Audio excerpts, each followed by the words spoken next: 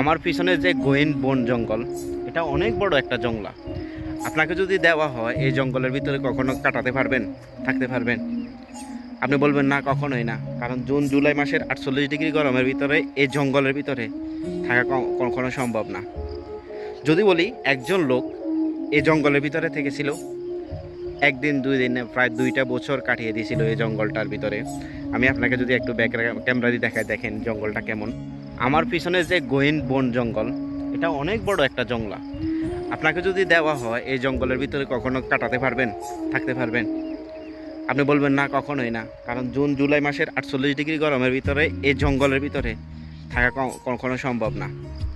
যদি বলি একজন লোক এই জঙ্গলের ভিতরে থেকেছিল, একদিন দুই দিনে প্রায় 2টা বছর কাটিয়ে দিয়েছিল এই জঙ্গলটার ভিতরে।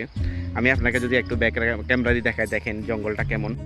দেখুন, এই জঙ্গলটা বিশাল এক জঙ্গল। এই জঙ্গলের ভিতরে ব্রাহ্মণবাড়িয়ার এক লোক ছিল, নাম ছিল তার বাসু বাসু কাকু। আমরা বাসু কাকু বলে ডাকতাম উনারে। উনি এই ওমানে 24টা বছর কাটিয়ে দিয়েছেন এক পতাকা দিয়ে। এটা একটা বিশাল জংলা। এই জংলার ওই প্রান্তে, এই প্রান্তে না, এই প্রান্তে তো মানুষ চলাফেরা করে।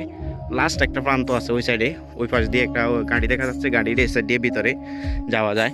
ওইখানে উনি খেজুর গাছের ডগা দিয়া ঘর বানিয়ে এই জংলাটার ভিতরে 1.5 বছর কাটিয়েছেন। আগে এখানে একটা ক্যাম্পে থাকতেন, ক্যাম্পের ভিতরে পুরাতন একটা ক্যাম্প ছিল, ক্যাম্পের ভিতরে থাকতেন। পরবর্তীতে জংলার মাঝে থাকতেন। উনার বিশা পতাকা ছিল না, তো মাত্র আপনার 1 বছরে প্রথমবার যে পতাকাটা লাগিয়েছেন শুধু ওই পতাকা ছিল।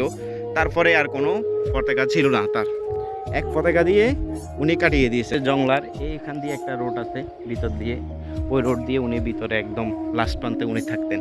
ঠিক আছে, উনি এক পতাকা দিয়ে 24টা বছর কাটিয়ে দিয়েছেন। ওনার বাচ্চা যে ছেলে বাড়িতে থাকতে রেখেছিল, ওই ছেলে এই ওমানে আসছিল। আসার পরে ওই ছেলেও 2টা বছর থাকি, তারপরে দেশে চলে গেছে একবারে। লাস্ট পর্যায়ে গত 1 বছর আগে তিনি দেশে চলে গেছেন এই জংলা থেকে। লাস্টের সময়গুলো এই জংলার ভিতরে কাটিয়েছিলেন। কারণ উনি অন্য কোনো কাজ করতেন না, বাড়ি কাজ।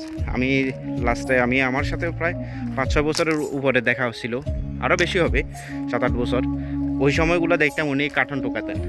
কার্টন বিভিন্ন জায়গায় আপনার কার্টন টোকানোর কাজগুলো করতেন, বাড়ি কোনো কাজ করতেন না, স্ক্রাবের কাজ। পরে কার্টুন টোকাই এক খাট্টা করে ওইগুলো বিক্রি করতেন, ওইগুলো বেচা কিনে করে চলতেন।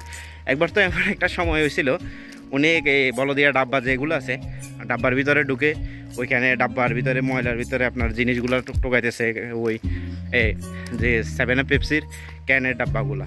পরবর্তীতে আমরা ওইখানে বাড়িতে কাজ করতেছিলাম রাজমিস্ত্রির। ওই মহিলা গেছিলো ময়লা ফালাইতে বলদিয়া ডাব্বার ভিতরে। ডাব্বাতে যখন ময়লা ফালাইছে, ওনার মাথার উপরে পড়ছে সম্পূর্ণ। মহিলাটা উঠি দাঁড়াইছে, উনি উঠি দাঁড়াইছে, মহিলা চিৎকার দিয়ে আসি ঘরে বেহুশ, বলতেছে ডাব্বার ভিতরে কি। আমরা তো তাড়াতাড়ি করে গিয়ে দেখেছেন কি ওখানে তো বাসু কাকু না। বাসু কাকু এমন একজন মানুষ ছিলেন, ওনাকে আমরা যখন বলতাম, বাসু কাকু আর কয় বছর থাকবা, তোমরা এই দেশে যাবা না? যদি বলতাম কি দেশের যে কথা, বলতো যে কি উড়া আমার সালাও গল, তোদেরকে আমি খালি বাড়ির কথা বললে তোরা এরকম করস, খালি বাড়ির কথা বলস, বারবার বাড়ির কথা বলস, সমস্যা কি তোরা আম করে দৌড়াইতো। আমরা উনার রুমের পাশে ক্রিকেট খেলতাম।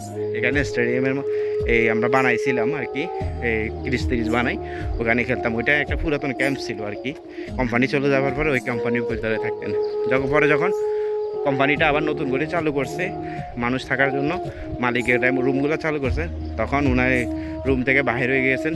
বাহির হয়ে এই মাজরার ভিতরে কাটিয়েছেন, জঙ্গলের ভিতরে 1.5 বছর কাটিয়ে লাস্ট পর্যন্ত দেশে চলে গেছেন।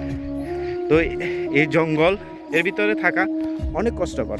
আমরা মানুষ কখনো সম্ভব না এই জঙ্গলের ভিতরে কাটানো, কিন্তু উনি পারছেন। ওনার দ্বারা সম্ভব হয়েছেন যে এই ঘন জঙ্গলের ভিতরে প্রায় 1.5 বছর কাটিয়ে দিতে।